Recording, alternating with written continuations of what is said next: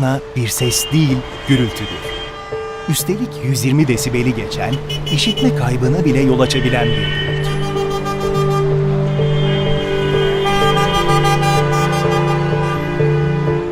Bu konuya dikkat çekmek için Türkiye'nin en işlek semtlerinden Mecidiyeköy'e korna sayısını canlı olarak gösteren bir billboard yerleştirdik. Sırf bu billboardun bulunduğu bölgede 24 saat içinde tam 5289 kez korna çalındı. Acaba kaç tanesi gerçekten gerekliydi?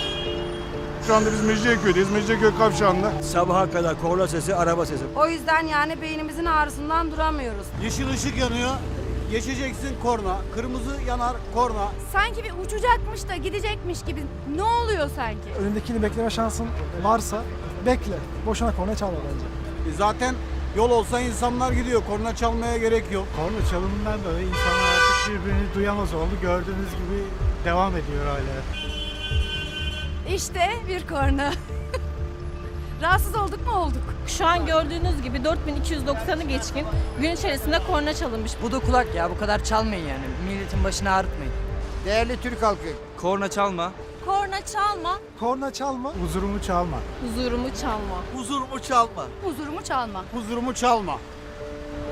Gereksiz korna çalmaya son verelim. Korna çalma, huzurumu çalma.